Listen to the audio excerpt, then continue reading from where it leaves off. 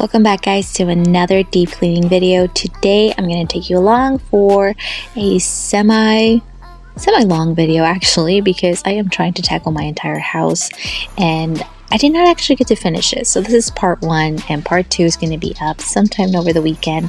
But I wanted to show you guys just kind of like a realistic way of how I tackle my home, because a lot of you guys, as you know, I try to do this actually throughout the week.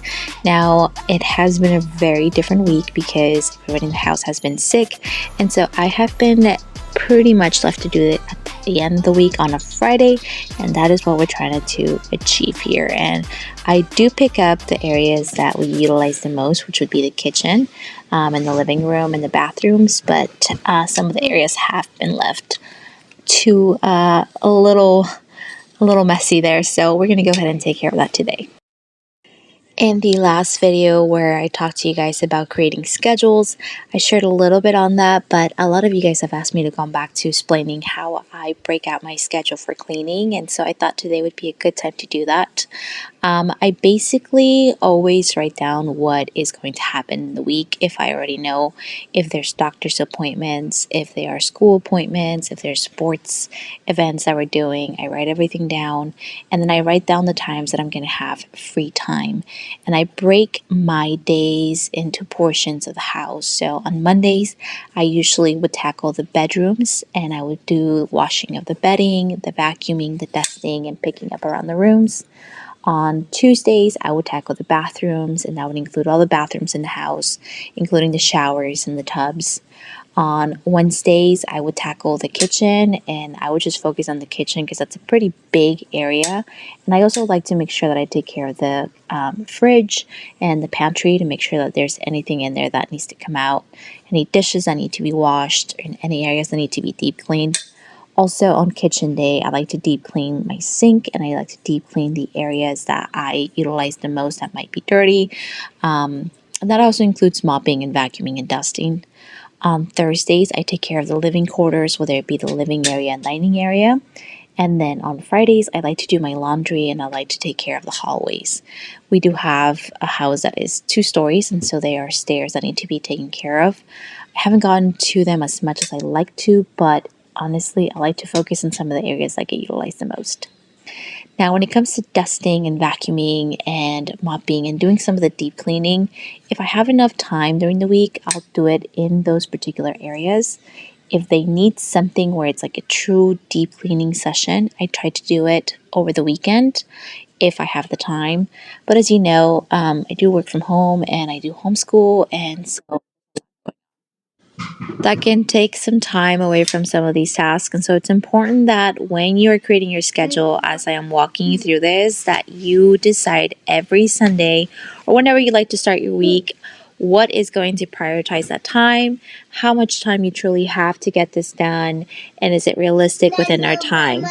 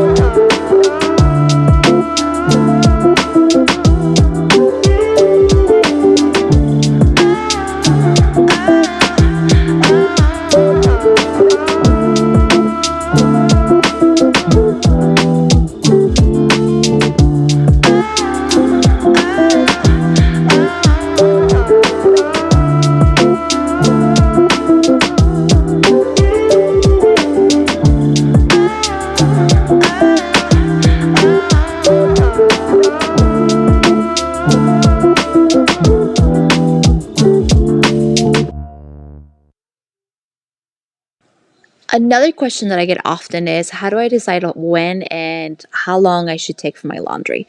For me, we are a family of four, and I like to take care of the laundry in 2 days. I used to do a load of laundry a day, and that worked when the kids were off school because I wasn't having to worry about stepping away from them as much. But right now, when we're doing school and I do homeschool, it is a little different. I like to be focused on what we're doing, and we're usually downstairs.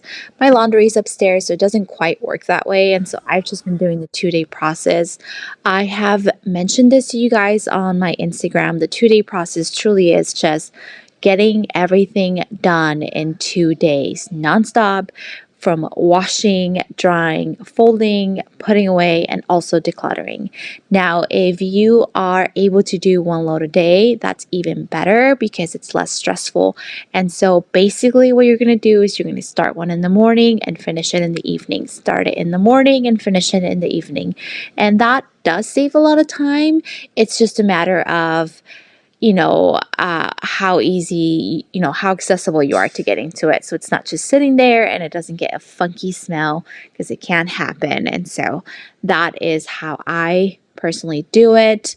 Some people have told me that they do it over the weekend. That's easy for them because they involve the family. If your kids are old enough to help you out, I've been actually showing my 5-year-old how to help me with some of his clothes. But you can always start them with like the towels or something that's a lot easier for them.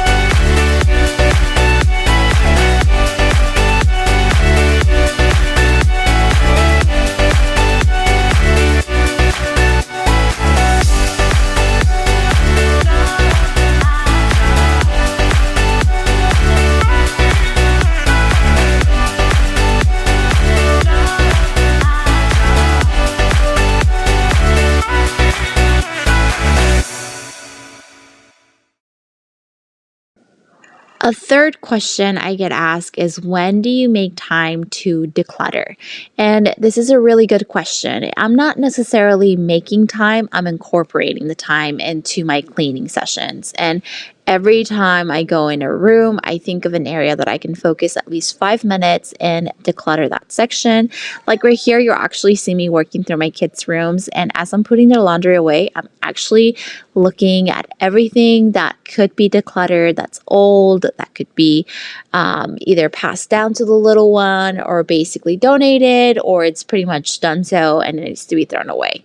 And then I'm also taking some time to go through his toys because we are nearing the holidays. They also had birthdays. And so it's a good time to kind of look at all the toys, make sure there's nothing broken for safety too, and make sure that there's nothing in there that they shouldn't have. Sometimes my kids grab things from the kitchen, whether it be the measuring cups, spoons, whatever it may be. And so this is the time I'm just taking 5 minutes and taking care of it. As you can see here, I actually grabbed one of the reusable Target bags. It's really a lot easier for me to have it in a bag like that because sometimes, unfortunately, my kids will see it again and they'll grab it again and they'll just dump it and start playing with it. So try using a bag that no one can see through it and then set it aside where you know that the donations are meant to be there, or just pack it into your car. That way it doesn't sit in a corner, because that is one thing that happens often here. It'll sit in a corner until I'm like, okay, this needs to go. And that's usually how I incorporate the time, as opposed to making additional time on top of cleaning. I just do it as I go in every single section.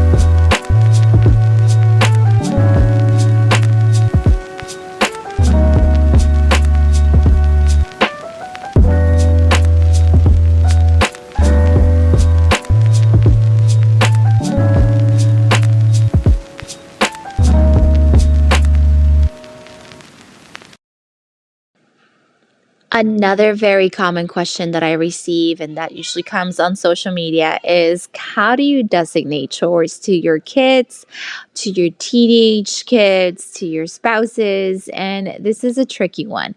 This really all depends on the age of obviously your kids. You can start them at a very young age with very small, non hazardous tasks, things that don't involve cleaning materials or that don't involve possible like dangers to them. I like to just have the kids use one of the mini vacuums and like vacuum up their messes or have a little rag with like a little bit of, soap and water in it and have it clean up an area. But truly, that's going to depend on the age of your kids, their laundry and their space, like their bedrooms or their playrooms or their desks, is a good place to start. Giving them that will help you just kind of set the pace for them and try not to go so hard on them. Give them a little bit at a time until you're able to build up.